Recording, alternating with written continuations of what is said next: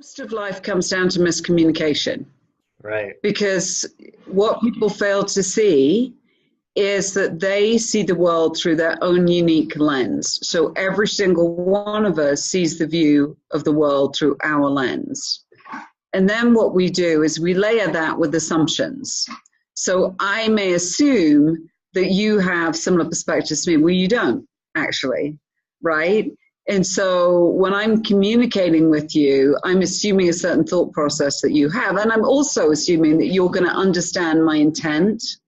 You're going to understand what's in my heart. You're going to understand my thought. But absolutely not true. Right. In the No, whole, take that actually to a macro global scale.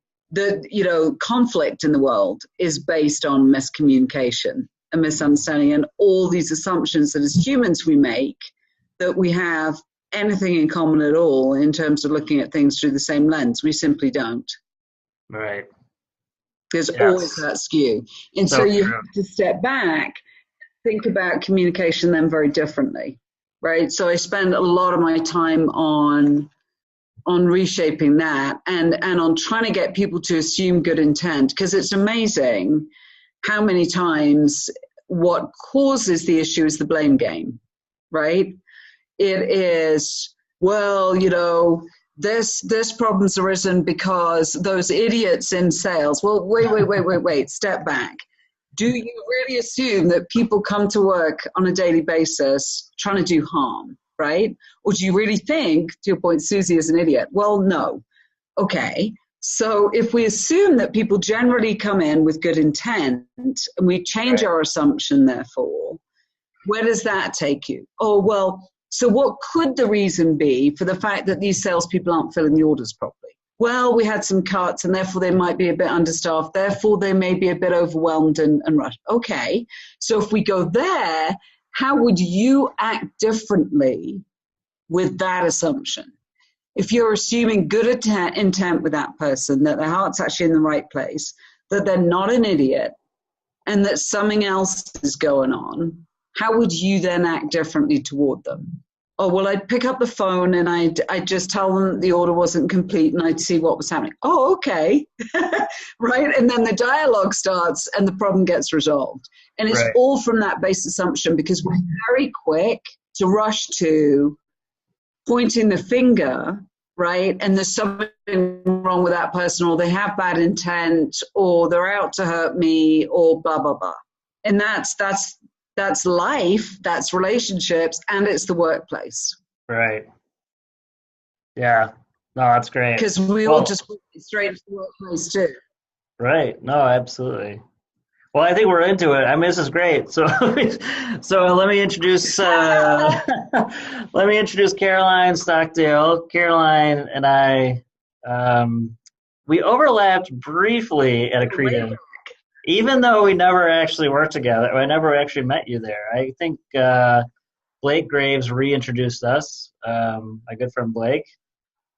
Yes, he did. A great guy. So shout out to Blake for that. And then you came to the last Leaders Forum event, and you spoke about talent. And I was, I think our group and myself were so impressed by kind of your thoughts. And so today I thought it'd be good just to talk through a few things I've been noodling on since our conversation in November. If you don't mind getting some thoughts about those. Happy to. But Caroline, for those who don't know, her background is, I had to go through Caroline and look at all the stuff you've done. It's really impressive, from GE to Amex to Warner Music to kind of Chief Human Resource Officer at Medtronic, which is crazy, a huge organization, to R1, 2 different stints at R1 or Creative, which I can't still believe on so many levels, but that's besides the point. And then now you've been on your own, and you've been at a company called First Perform, which is doing some really interesting things for companies. So it's so great to have you. And so yeah, let's talk about some talent stuff. First thing I would tell a quick story. I just had this happen to me recently, so I want to get your thoughts on this. Okay. So I get these, I worked for this company a while ago, a big consulting firm, and every once in a while, one of the partners calls me. He's like, "Hey, can you talk to one of our people?" And I'm was like, sure, you know, they have a project in the rev cycle space. So I talked to them, and, you know, they have to be completely confidential who they're working with, all this stuff. They're working with a really big place, hospital system, health system, who's struggling. And one of the things they asked me was like, well, we really want to help them. They're struggling in talent development and getting talent from, and so they want to hire like mid-level talent to be the future, right? And so they're like, where can we get that from? Like, what recruiting firms? And I was trying to be like, what? Like, what recruiting firms? I'm like, there isn't any. There isn't a recruiting firm that's going to pull mid-level people. A, it's not enough money for them, and B, it's just really hard. Like, and so I was kind of like, well, they don't have anybody. Like, no, they really haven't developed any talent. They can kind of move up, or at least they think they can, right? I think they haven't. And so I find it really fast. And I was kind of like, guys, that's like the unicorn. It's like a holy grail. It's like everyone's struggling with that because they haven't spent any time over the last 10 years developing people to like make to the next level. So they have leaders to grab from, right? So I'm curious to know your thoughts on, like, we talked a lot about the gap in talent that's coming and is here probably already in website. Yep. I would like to hear your thoughts around kind of like, how did we get into this mess of kind of not having enough talent at the mid-level ranks? And then what do you think we can do to kind of get ourselves out of it? Yep. So there's a number. It's a great question. It's extremely topical, and it's accelerating, right? Right. So there's a number of different, I think, causalities to that. Some of them are demographic and population driven. Some of them are economic, and then there is just if you think of the global nature of business today and the accelerated pace of how technology is moving, right? You kind of get this compounding effect. And so what I mean by that is that where some of the issue lie is that it's a skill shortage rather than a people shortage a lot of the time, because technology is advancing at such a rate and the challenges are advancing at such a rate that it creates a skill gap. And the agendas have been mismatched. So our ability to develop people and the investment in developing people to create the skills that are needed in time hasn't been there to make that happen. So you have this midsection that just has not been able to create and develop the skills that are needed to meet these challenges. And so, you know, if you think about what's the resolution for that, that's got to come from a number of different ways. So if you're talking about talent acquisition, you're right. You can't rely on the traditional methods, partly because that's not how people look today, right? The advent of social media means that people interact with the world in a whole different way. So you don't shop in physical shops in the same way you did before. Let's go there first. Right. You go online to review products. You often buy a ton of your products online. It's no different when you're trying to think about your future from a work standpoint. You will pre-look at companies online, and there are so many different communities that you would want to get into from a social media standpoint to try and find talent. So the whole virtual approach to talent acquisition is hugely important, number one. Number two, companies need to start thinking about creating, if you like, their own kind of gig workforce internally, right? So how do you create a marketplace internally that is about matching people against the skills and talents that are needed and keeping refreshing that so that you build much more flexibility into the workforce, because you need to get much more agile about understanding what the skills are that you need, being able to access your talent, know your talent, to be able to match it against those skills, and have your development capability plugged in so you're constantly refreshing and creating that skill and capability. So Right. You have to sort of get at this all angles and differently. And then, of course, you got to keep people, right? I mean, we talked a little bit when we were together last about ghosting. Yeah, I learned it's about a it. thing. And then it happened to It's me. a real. Yeah, and then it happened to like a company I was helping. Yeah, like 2 times right after that. People just literally, I'm going to go on a break. They were going to go to lunch, and one person just disappeared. They didn't come back. That's right. That's right. It's totally a thing. I mean, people will say, I need to go to the bathroom, and they'll just keep walking straight out the door and do not come back. Yeah. It is a completely different world. Yeah. Completely different. So your ability to create an employee experience, and you do have to think about it, just as we have, just as any of us who are in business try to be obsessed about the customer experience, we've got to start getting obsessed about the employee experience, right? And a lot of that is about sense of purpose, sense of connectivity, building relationships, all of that, and brand, right? What do they identify with? What's the glue? What's the culture that they're within?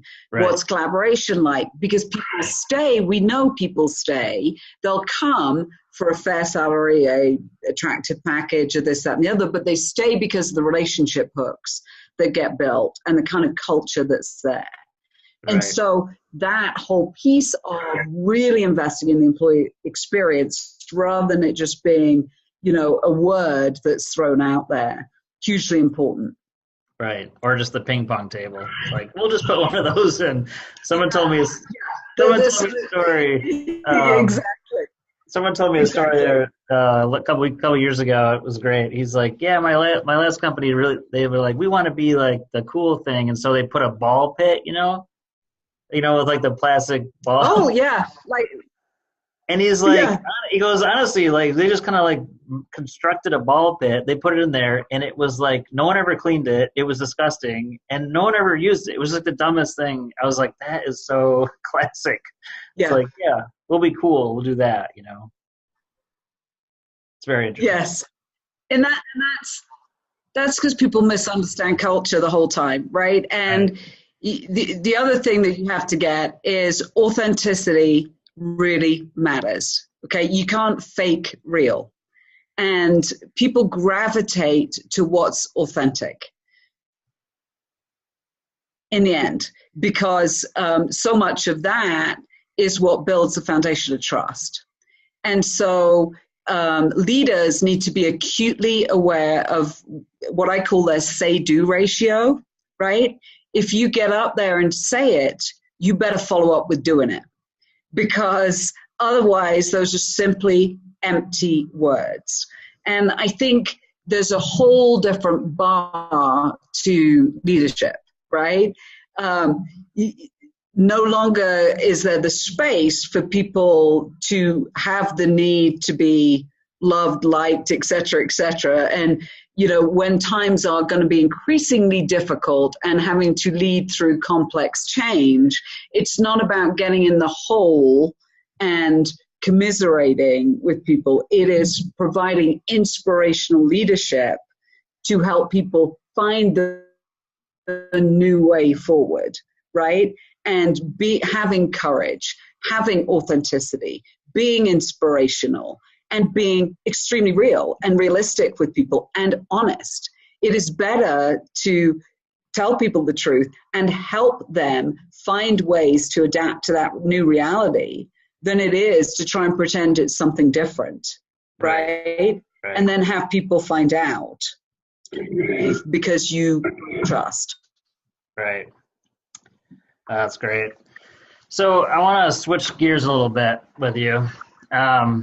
I don't know if you read the HBR article that just came out. It was kind of the cover of the Harvard Business Review this last month, but it basically was the feedback fallacy and the premise that a lot of the feedback we give actually isn't helpful. It doesn't actually work. And this was timely because I had just gotten a company I'm helping right now, and good people, like well-meaning, they had asked me to do some 360 reviews on a number of people that I've been working with. And I just was like, ooh, I've not had good experience with 360 reviews. And I'm like, well, this is interesting, so I had to do those yesterday and I was like filling them out. I was like, I don't know if this is really going to be helpful. And part of the feedback fallacy, one of the theories is this kind of myth of kind of theory of excellence. I wanted to just throw it out to you because I thought it was interesting. And the theory is, the myth is that great performance is, I'll just read it, is universal. Great performance is universal, analyzable, and describable. And that once we define it, it can be transferred from one person to another, basically. Is that's what we've been using as this kind of theory, right?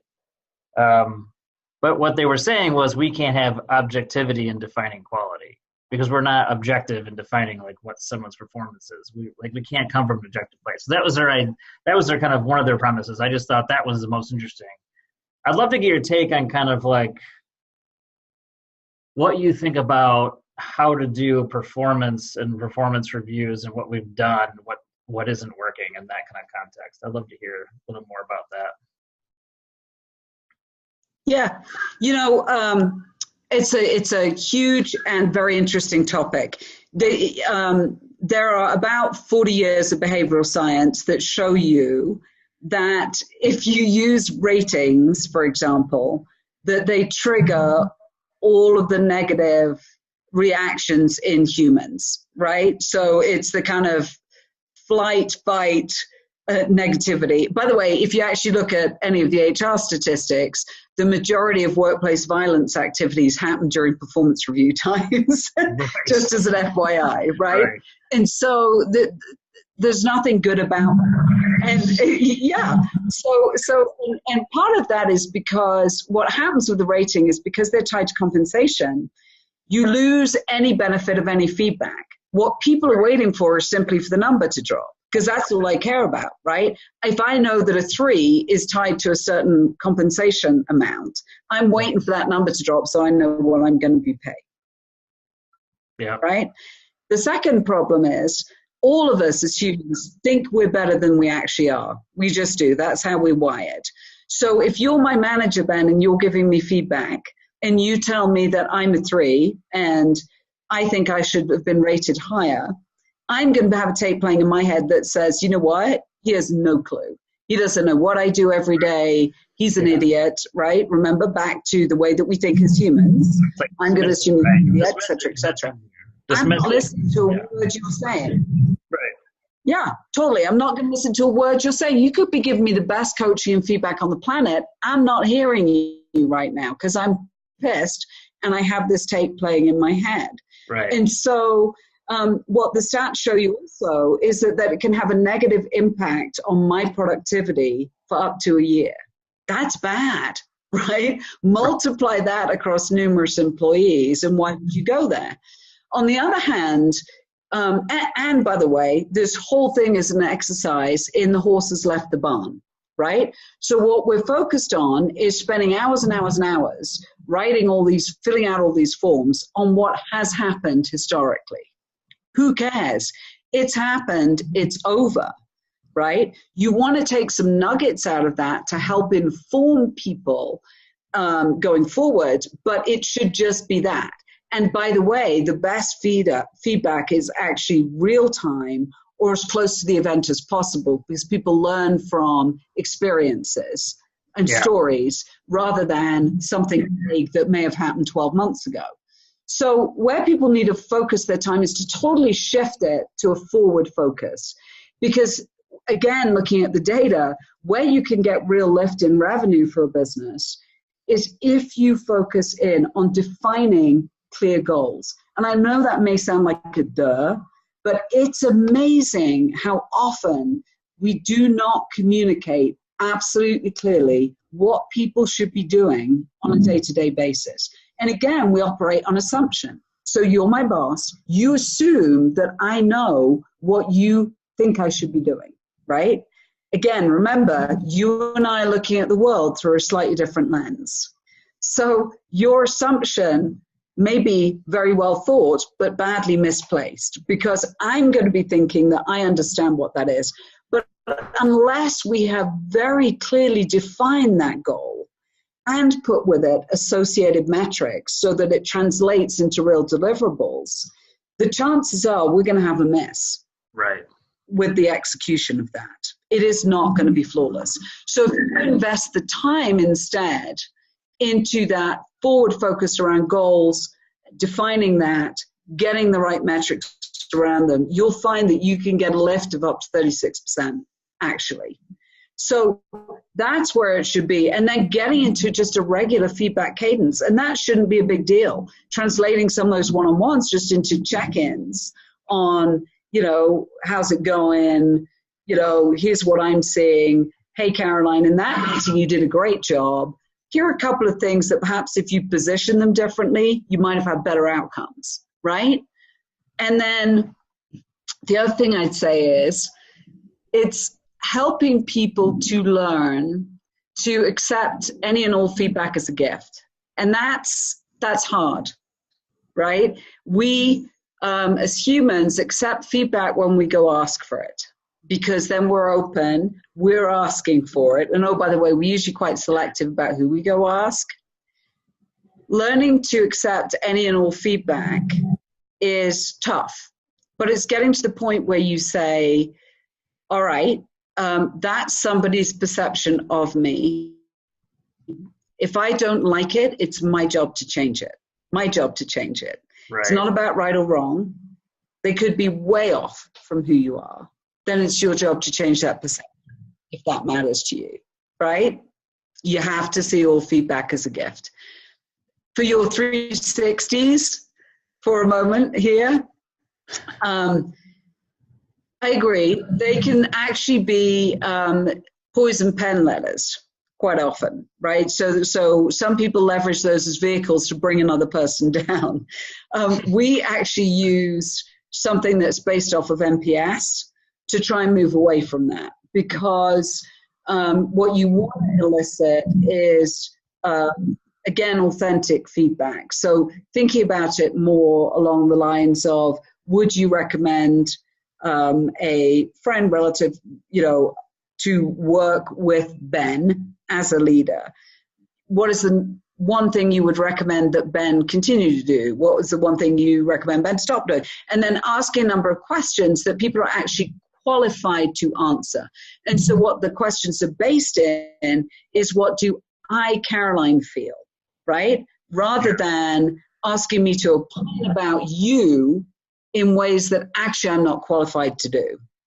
Yeah, there was like questions that were very most of the questions, there were like 20. It wasn't very long. It wasn't the most in-depth 360, but most of the questions were very generalized. Like, does this person add value? Like, yeah, I guess, I'm not going to answer no. Like, I don't, you know what I mean? Like, I don't know what that's going to, or like, is this person on time? Are they on time with delivering things? I'm like, I think so. Like, those are the things where it's like, it wasn't, a lot of those.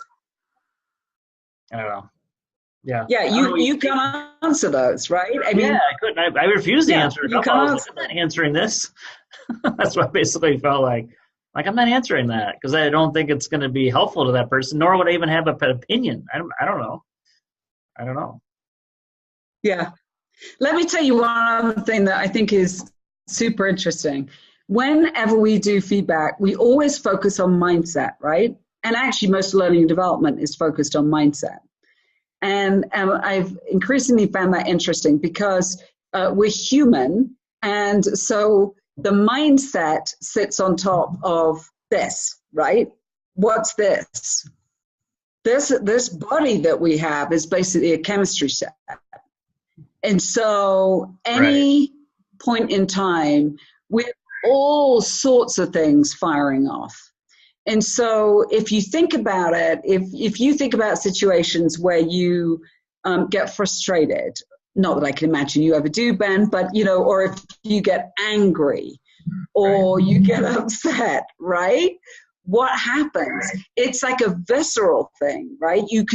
People feel it in different ways, but can you remember a moment like that? And what happens? Your body feels it.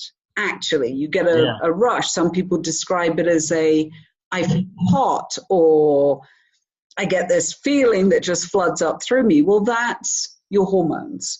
And what's actually happening in those situations is that your cortex is disengaging. And we as humans literally become dumber. So if you get into that situation, and if you've had an argument with your significant other, you can often be in the place where you go, oh, I'm so mad, I can't even think straight. Factually, you're correct. Right, you can't in that situation. Right, because brain is flooded. And so when we're in that state, we make very poor decisions. We say things we do not mean. that's why so many people regret what they say in arguments, because they didn't mean them. They literally weren't thinking straight. And again, take that into the workplace. It's problematic. People can't problem solve in that mindset. And so I think we need to also think a lot more in learning and development about the whole person, because it's teaching people techniques to control both. How do you get both the mind and the body in the right place? Because both play in, to come back to your question, both play into performance. Believe it or not, there is an optimal heart rate for performance too in the workplace. So you need to have all of this aligned in order to get the most and the best in terms of performance. And so teaching people to recognize these different triggers and symptoms and methods to interrupt them and to get on an even keel is super important too. Right. That's so true. By the way, they do this with firefighters. They do this with firefighters. So if firefighter sees a flame, you think about this, firefighters run into burning buildings. Not a normal thing to do. And we call it hero syndrome in a firefighter's case. And God bless them, they do an incredible job for us all. What happens, though, is their building's flooded too. It has to be in order for them to run into that burning building. What they've learned is to shield the fire chief from seeing the flames. Why? So that the fire chief can still think strategically.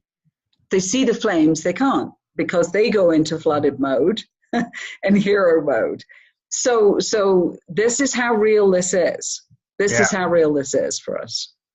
No, it's so true. I've been working with a coach for a couple of years. This is a few years ago, but great guy. And one of the things that we were working on was I have a very strategic mind, right? And somewhat it's too big of a strength. Is I can actually take very few bits of information and kind of figure out what's going on. The problem is I do it and then it's it becomes a reality for me, and then I can't understand why people are challenging that. Well, or why they can't see it. Why couldn't you see this? This is the way it.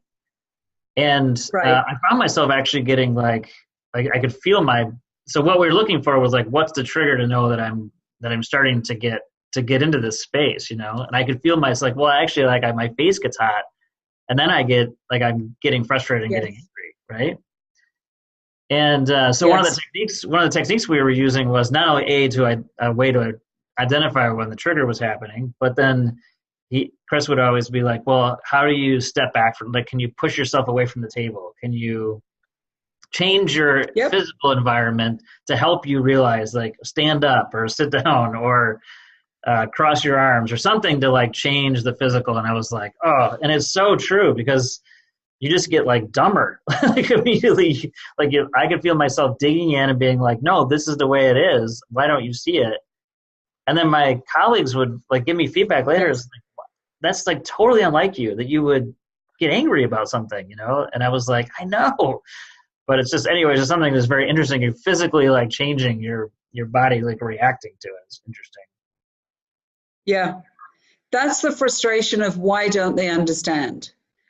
And what you have to remember as well, right? Because it's in your head, you get it. Why doesn't everybody else get it?